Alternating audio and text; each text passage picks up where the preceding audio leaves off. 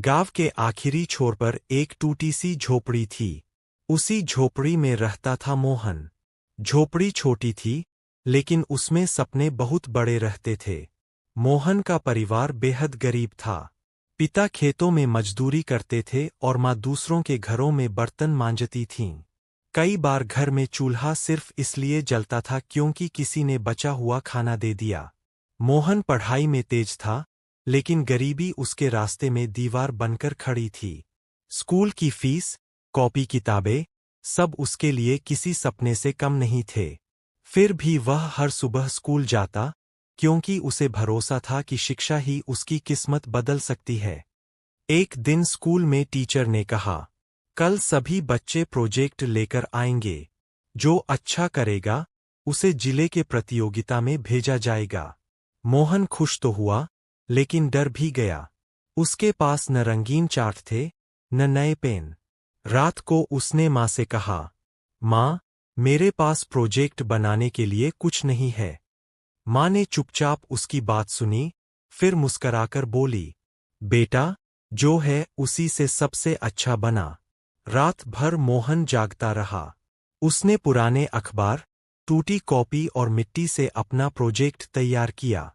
उसमें मेहनत थी, सोच थी और सच्चाई थी।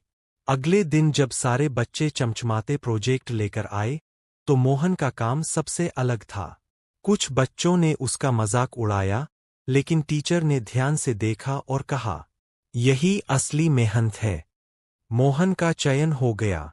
जिला स्तर की प्रतियोगिता में पहली बार वह शहर गया। ऊंची इमारतें, बड़ी सड़कें, सब कुछ नया था। वहां अमीर स्कूलों के बच्चे थे, बड़े-बड़े मॉडल और महंगे सामान के साथ। मोहन एक पल को घबरा गया, लेकिन फिर उसे माँ की बात याद आई, जो है उसी से सबसे अच्छा। जब उसकी बारी आई, तो उसने आत्मविश्वास के साथ अपनी बात रखी। उसने बताया कि कैसे कम साधनों में भी बड़े विचार पैदा हो सकते हैं। पूरा हॉल तालियों से गूंज उठा। मोहन को पहला पुरस्कार मिला। इनाम में उसे स्कॉलरशिप मिली। अब उसकी पढ़ाई का खर्च सरकार उठाने वाली थी। गांव लौटते समय उसकी आंखों में आंसू थे, खुशी के। समय बीतता गया। मोहन ने मेहनत नहीं छोड़ी।